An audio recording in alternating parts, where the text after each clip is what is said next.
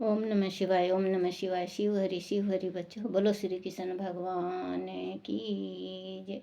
सदा भवानी दाहिने सम्मुख रहो, गणेश राम सम्मुख रहो गणेश। पांच देव रक्षा करो, ब्रह्मा विष्णु महेश सियापति राम। जय जय राम। मेरो मन बसियो सीताराम। राम नगरिया राम के, बसते गंगा तीर रामा। बसते गंगा तीर रामा।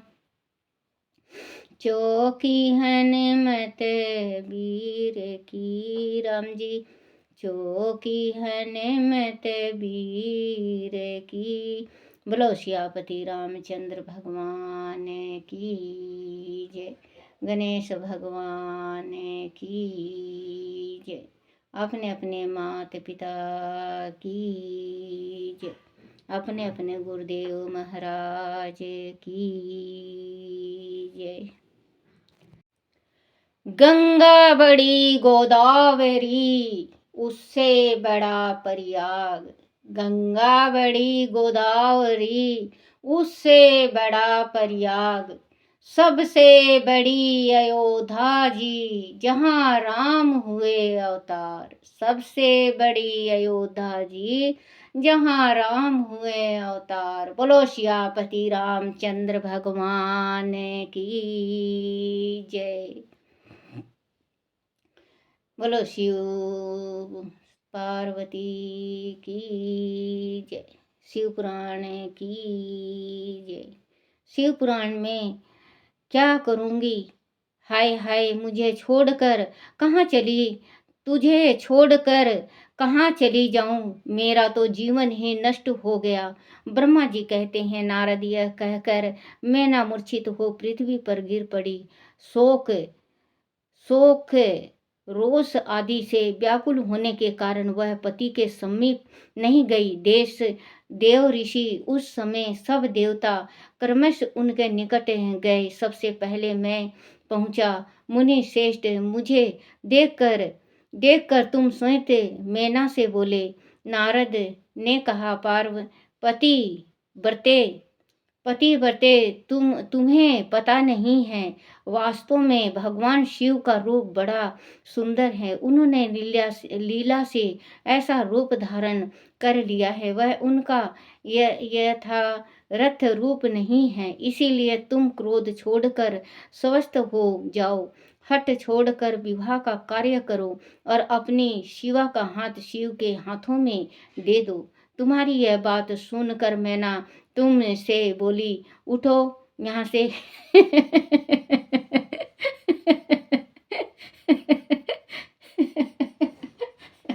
बच्चों बच्चों मैना को इतना ज़्यादा क्रोधित और इतना ज़्यादा तकलीफ में थी कि नारद जी समझाने लगे तो नारद जी को बोली, चलो उठो यहाँ से। क्योंकि अभी वो आपे में नहीं थी, उसको सिर्फ लड़की पार्वती दिख रही थी, अपनी पुत्री। तो इस वजह से नारद का उन्होंने बहुत बेइज्जती किया, बहुत तौहीन किया। क्योंकि नारद ऋषि हैं बच्चों, ऋषियों का होता ही है। ऋषि बेचारे कितने भी सुनते रहेंगे, बैठे रहेंगे, खड़े रहेंगे, क्योंकि जवाब नहीं देते। और अपने शिवा का हाथ शिव के हाथों में दे दो। तुम्हारी यह बात सुनकर मैना तुमसे बोली, उठो यहाँ से, दूर चले जाओ। तुम दुष्ट और अधर्मों के शिरोमणि हो। मैना के ऐसा कहने पर मेरे साथ इंद्र आदि सब देवता एवं दिगपाल क्रमश आकर यूं बोले, पितरों की कन्या, मैंने तुम हमारे वचनों को प्रसन्नता पूर्वक सुनो। बच्चों ये क्या बोले भगवान, देखो, देवता एवं दिग्पाल क्रमशः क्रमशः आकर यूं बोले, पितरों की कन्या मैंने, ये पितरों की कन्या थी मैना, पितरों की कन्या मैना, तुम हमारे वचनों को प्रसन्नपूर्वक सुनो। यह शिव निश्चय ही सबसे उत्कृष्ट उत उत्कृष्ट देवता हैं और सबको उत्तम सुख देने वाले हैं। उनकी पुत्री की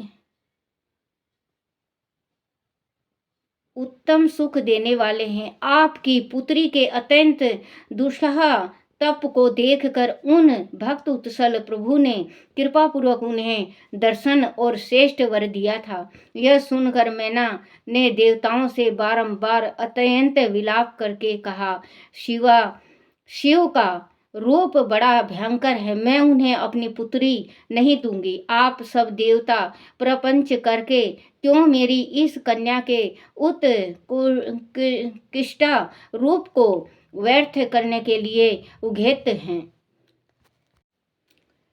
मुनिवर, उनके ऐसे कहने पर वशिष्ठ आदि सप्त ऋषियों ने वहां आकर यह बात कही। पितरों की कन्या तथा गिरिराज की रानी मैंने हम लोग तुम्हारा कार्य सिद्ध करने के लिए आए हैं। जो कार्य सर्वथा उचित और उपयोगी है उसे तुम्हारे हट के कारण हम विपरीत कैसे मान लें। भगवान शंकर का दर्शन सबसे बड़ा लाभ है। वह दान पात्र होकर स्वयं तुम्हारे घर पधारे हैं। उनके ऐसा कहने पर भी ज्ञान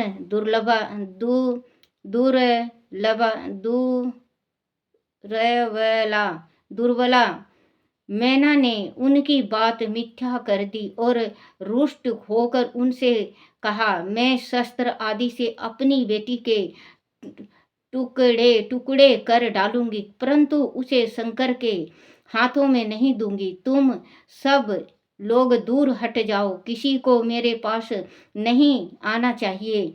ऐसा कहकर अत्यंत विलाप करके मैना चुप हो गई। मुनि, वह उनके इस वार्तालाप से हाहाकार मच गया। तब हिमालय अत्यंत व्याकुल हो वहां आए और मैना को समझाने के लिए प्रेम पूर्वक तत्व दर्शन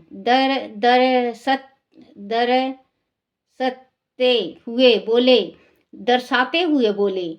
हिमालय ने कहा, प्रिय मैंने मेरी बात सुनो। तुम इतनी व्याकुल क्यों हो रही हो? देखो तो कौन कौन है महात्मा तुम्हारे घर पधारे हैं। तुम उनकी निंदा क्यों करती हो? भगवान शंकर को तुम भी जानती हो, किंतु नाना नाम रूप वाले शंभु के विकट रूप को देखकर घबरा गई हो। मैं शंकर जी को भली भांति जानता हूँ, वह ही सबके प्रतिपालक हैं, पूजनियों के भी पूजनीय हैं तथा अनुग्रह एवं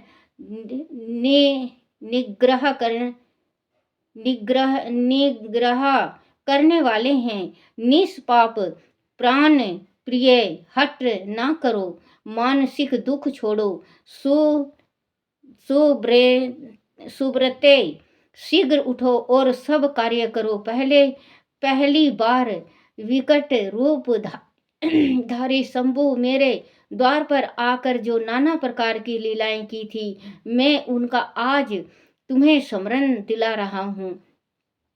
बच्चों, कहते हैं ना, 3 हट संसार में 3 हट सबसे बुरा है। 3 हट कभी पूरा नहीं करो तो पूरी गृहस्थी का स्वर्ग नाश है, और अगर पूरा कर दो जब भी गृहस्थी का नाश है। क्योंकि 3 हट बहुत ही बुरा होता है। बाल हट, बाल हट, बाल हट, तिरिया हट, बाल हट, तिरिया हट और राज हट, ये सबसे ज्यादा हट बुरा है। क्योंकि बाल हट, बाल छोटा सा राजकुमार था, उसने बाल ही हट किया कि मैं हाथी को कटोरे में बिठाऊंगा, थाली में बिठाऊंगा। बाल हट हुई। जो बाल हटे वो माने नहीं, बीमार पड़ गए, उनको बहुत ज़्यादा कमजोरी आ गई। वो बस एक ही चीज कहते कि मैं अपने कटोरे में, अपनी मतलब जो थाली है, थाली में, कटोरे में मैं हाथी को बैठाऊंगा। बच्चों, अब कटोरे में हाथी तो नहीं बैठ सकता,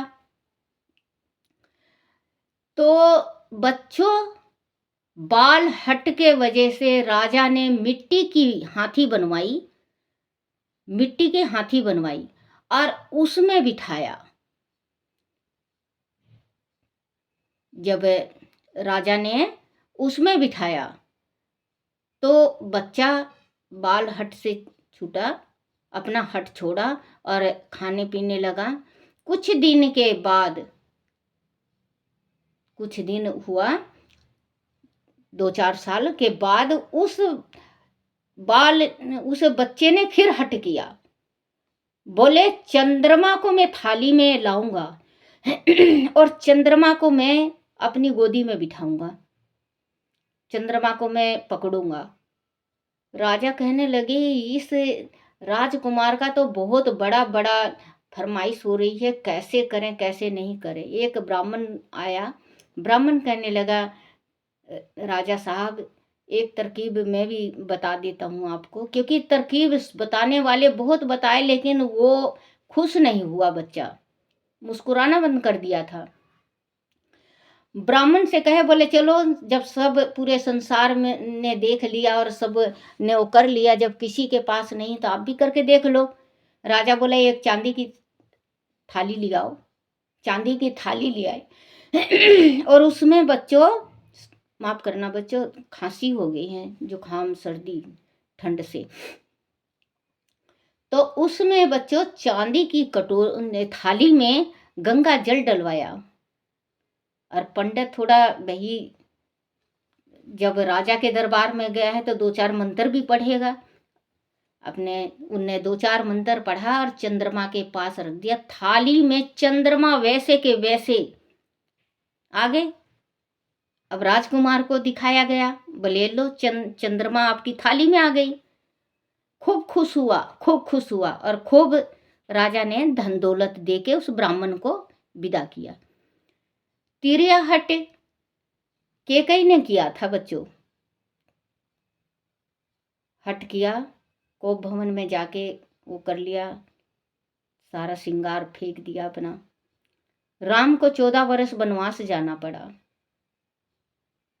राजा भतरी की स्त्री ने पिंगला पिंगला ने किया, जो सौतेली माँ थी उनको बनी जैसे मिला, जैसे उनको ये तो वो छोड़ दिए जल्लाद, नहीं तो वो तो दिल और आंख मांगी थी, वो तो जल्लादों का भला हो जो कि दिल और आंख इसकी बकरी की ले गए। राजहट, राजहट रावण का था। बहुत अभिमान था रावण को कि मेरे जैसे राजा नहीं। उसका राजपाट सारा मिट्टी में मिल गया, भभीषण को मिला। तो बच्चों ये तिरिया हट, बाल हट, राज हट, तिरिया हट, ये सबसे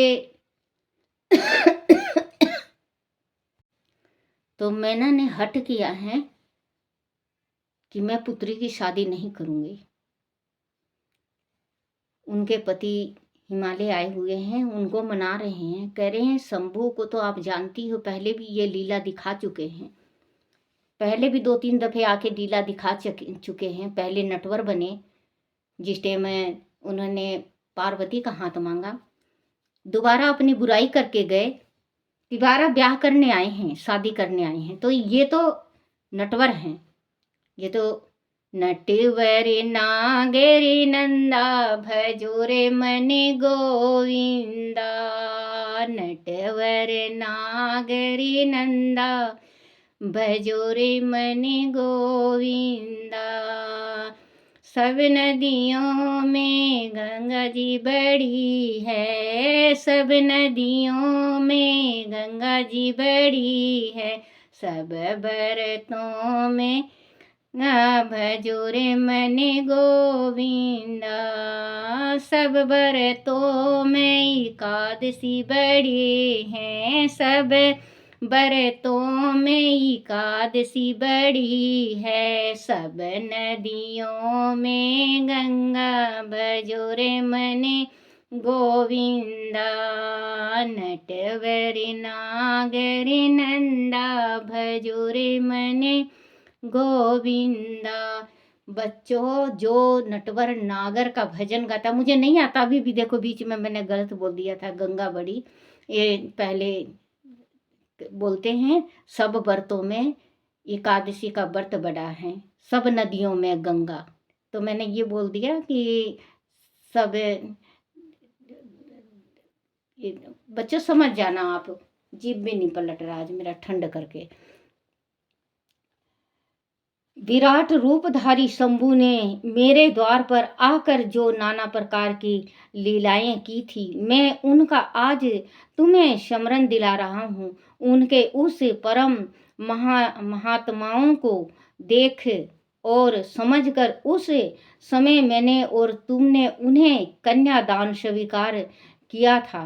प्रिय, अपनी उस बात को प्रणाम उस बात को प्रणाम मानकर सर्वथक करो। बच्चों, हाँ याद आ गया, सबसे पहले शिव जी जिस टाइम उनके वहाँ गए थे हिमालय तपस्या करने, जब पार्वती की 2 सखियां अजय और विजय को छोड़ दिए थे वहाँ पे सेवा करने के वास्ते उनका, तो उस टाइम कामदेव ने उनको बाण मारा था, तो कामदेव भस्म हुए थे, पहला। दूसरा आए नटवर बन के नाच गाना नृत्य दिखाने भगवान का, भगवान नृत्य दिखा रहे हैं, मैना को और इनको और पार्वती का हाथ मांगा। और तीसरी दफे आए भगवान अपनी बुराई करने, ब्राह्मण का रूप धारण करके आए थे ना बच्चों, पढ़ा था मैंने, तो अपनी बुराई करने। और चौथी दफे आए हैं हमारे घर पार्वती से ब्याहने। मैं ना याद करो, आप भूलो मत। सबसे पहले जब ये ऋषि बन के आए थे, साधु बन के आए थे, हमने अपनी पुत्री को सेवा सत्कार के वास्ते दिया था, उसी टाइम आपने और मैंने दोनों ने ये संकल्प किया था कि शिव जी को अपनी पुत्री ब्याह देंगे। तो आज आप पीछे मत हटो, आप अपना जो संकल्प लिया है वो मत छोड़ो, क्योंकि इसने भी, श्री राम ने भी यही कहा था, रघुकुल रीत सदा चल आई, रघुकुल रीत सदा चल आई, प्राण जाए पर वचन न जाई, प्राण जाए पर वचन न जाई। आप उठो और अपना जो वचन दे रखा उस वचन को पूरा करो। कन्या देना स्वीकार किया था। प्रिय, अपनी उस बात को प्रमाण बनाकर सार्थक करो। इस बात को सुनकर शिवा की माता मैना हिमालय से बोली, नाथ मेरी बात सुनिए और सुनकर आपको वैसा ही करना चाहिए। आप अपनी पुत्री पार्वती के गले में रस्सी बांधकर इसे वे खेट के पर्वत से नीचे गिरा दीजिए, परंतु मैं इसे हर के हाथों में नहीं दूंगी, क्योंकि मैना का तो क्रोध बहुत ज़्यादा है। ये कह रही हैं कि इसे हिमालय से कि जो मैं कह रही हूँ, प्राणनाथ मेरे पति देव, आप वो सुनो और उसको मानो, क्योंकि हमें शिव जी को अपनी पुत्री नहीं देना है। अगर शिव जी ये शिवा अगर शिवा आपको ज़्यादा भारी लगती हो पार्वती, तो आप अपनी पुत्री पार्वती के गले में रस्सी बांध कर इसे वेखैट के पर्वत से, सबसे ऊंचे पर्वत से नीचे गिरा दीजिए, परंतु मैं इसे हर के हाथ में नहीं दूंगी। अथवा नाथ अपनी इस बेटी को ले ले जाकर नर्मदा ले जाकर निर्दयता पूर्वक समुद्र में डुबा दीजिए। गिरिराज ऐसे कहकर गिरिराज ऐसे करके आप पूर्ण सुखी हो जाइए। स्वामी आदि विकट रूपधारी, क्योंकि इनको तो भगवान ने पूरे जो शिवजी थे बहुत ही विकराट रूप दिखाया था। ऐसा रूप दिखाया था बच्चों, शिवजी भगवान ने मैनाही को दिखाया था ऐसा विकराट रूप संसार में, जैसे कि यम को देख के इंसान डर जाता है, वैसे ही शंकर भगवान ने मैना को रूप अपना ऐसा विकराट रूप दिखाया कि ये डर गई। ये इनको समझ में ही नहीं आ रहा है कि मैं क्या करूं, कि इतना विकराट रूप के साथ पार्वती का कैसे मैं शादी करूं, क्योंकि शिव भोले तो भोले भंडारी हैं, ये तो जगत के पालनहार हैं। ये कुछ से कुछ, क्योंकि राजा को रंग को राजा तुरंत 1 सेकंड में बना देते हैं, पता भी नहीं चलता इंसान को। तो ये घबरा गई, क्योंकि इतना विकराट रूप उनने जीवन में पहले दफे अपने दामाद का देखा। शिवजी दामादी बनेंगे, इनके दामादी हैं, तो अपने दामाद का देखे। तो बच्चों, हर एक माँ बाप चाहता है कि मेरा मेरी बेटी का जो वर हो वो लाखों में एक हो। लेकिन आप एक बात सोचो बच्चों, अगर सभी एक ही जैसे मन में मानने और उनकी इच्छाएं पूर्ण होने लगे, तो बच्चों देखो, भगवान की गढ़त है। भगवान कईयन खरबों ढांचे से इंसान को बनाता है। एक जैसा शकल सिर्फ 5 का होता है, एक जैसा शकल 5 का होता है। बाकी खरबों में भगवान के पास ढांचा है, ऐसा सांचा। भगवान उस सांचे से इंसान को बनाता है। देखो, घर में 25 जने भी रहेंगे तो 25 का शकल नहीं मिलेगा। एक आधे का शकल अगर अपने से मिलता है तो मिलता है, नहीं तो, क्योंकि भगवान को पता था कि अगर मैं एक जैसा शकल का बना दूंगा तो कौन ये समझेगा कि ये मेरी माँ है, ये मेरी दादी है, ये मेरी पत्नी है, ये मेरी बेटी है, ये मेरा पुत्र है, ये मेरा पिता है, ये मेरा जीजा है, ये मेरा भाई है। बच्चों, अगर एक शकल के सभी होते, संसार में एक शकल का सभी होते तो कोई पहचानता बच्चों? अगर इसमें इस जो मैं अभी बोल रही हूँ इसमें कि एक शकल के अगर इंसान होते तो हम पहचान में नहीं आते। अगर आपको पता हो कि हाँ भाई एक शकल के होते तो हम पहचान लेते, तो कमेंट में ज़रूर बताना बच्चों मुझे, क्योंकि एक शकल का भगवान ने नहीं बनाया। एक शकल के देवी देवता अपने शरीर को नहीं बनाए, क्योंकि जितने भी 33 करोड़ के देवी देवता हैं सबका वाहन अलग हैं, सबका शकल अलग हैं। क्योंकि अगर भगवान के भी सबके शकल एक जैसे होते तो हम कैसे पहचानते बच्चों? मान लो सबका शकल एक जैसे हैं, आप आंख बंद करके ये देखो कि सबका शकल एक जैसे, आप पहचान लोगे? आपके पास एक समझ ले 33 करोड़ छोड़ दो, अगर 100 जने का भी एक ही जैसा शकल बना के अगर ला दो, जैसे ला के रख दो, तो आप बता दोगे कि ये 100 जने में कौन कौन से भगवान हैं हमारे? नहीं पहचानोगे ना। वैसे ही भगवान ने अलग बनाया है। भगवान के वाहन जितने हैं वो अलग हैं। भगवान के जो हाथों में होते हैं त्रिशूल, डमरू, ये अस्त्र शस्त्र, वो अलग हैं। क्योंकि बच्चों परमात्मा को पता था कि अगर मैं बना दूंगा एक जैसा तो कोई किसी को नहीं पहचानेगा। तो सबका शकल अलग है, संसार में सबका शकल अलग है।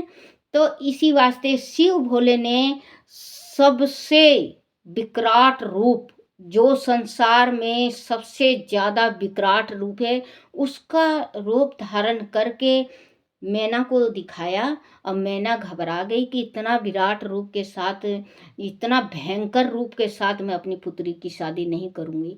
अपने पति से कहती हैं, अगर आपको अच्छी नहीं लगती मेरी पुत्री तो आप इसका गला घोट दो, पहाड़ से गिर दो, आप नदी में बहा दो। मतलब मैं किसी हालत में अपनी पुत्री शिव को नहीं दूंगी। क्योंकि अभी मैं कह रही थी ना कि तिरिया हट, बाल हट और राज हट, ये हट बहुत बुरा है बच्चों। ये हट कोई ना कोई तोड़ता है, नहीं तो ये हट बहुत मुश्किल से टूटता है। गिरिराज, ऐसा करके आप पूर्ण सुखी हो जाइए। स्वामी आदि विकराट रूपधारी रुद्र को आप पुत्री दे देंगे तो मैं निश्चय ही अपना शरीर त्याग दूंगी। मैना ने जब हट पूर्वक ऐसी बात कही तब पार्वती स्वयं आकर वह रमाणिक वचन बोली।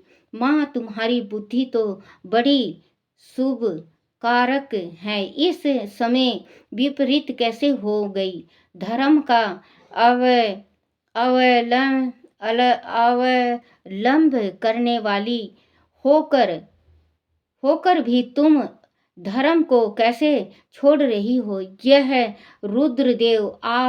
सबकी रुद्रदेव सबकी उत्पत्ति के कारणभूत साक्षात ईश्वर हैं।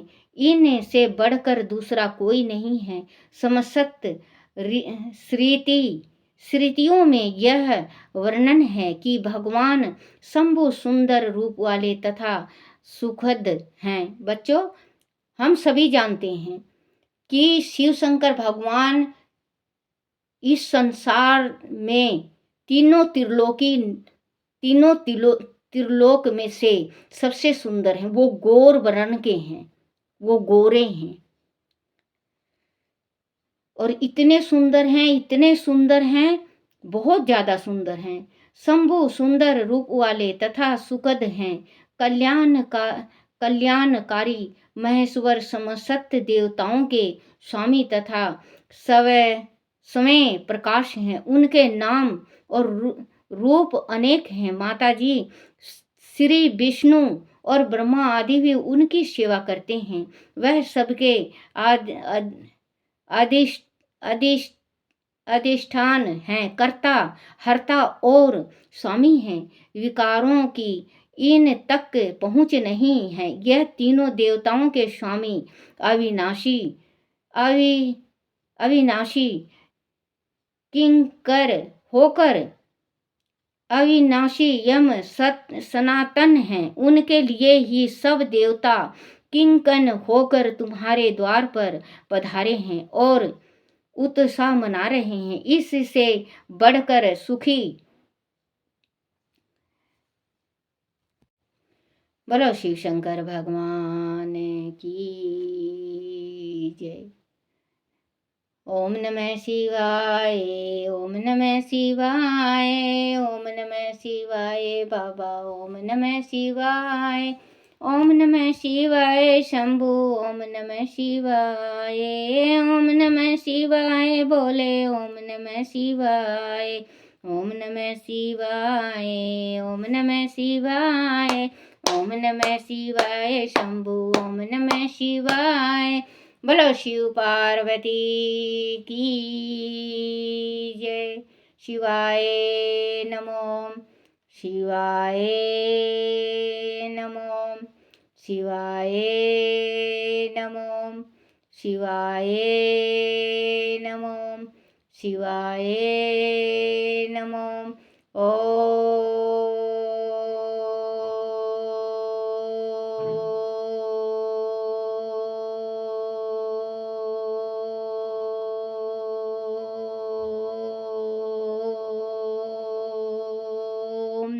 शिवाय। बोलो शिव पार्वती की जय। अपने अपने गुरुदेव महाराज की जय। राम राम रमेति मनोराम लिंग श्रेष्ठ राम ब्राह्मणी। जय जय शंकर जी, जय जय शंकर जी। बोलो शिव पार्वती की जय।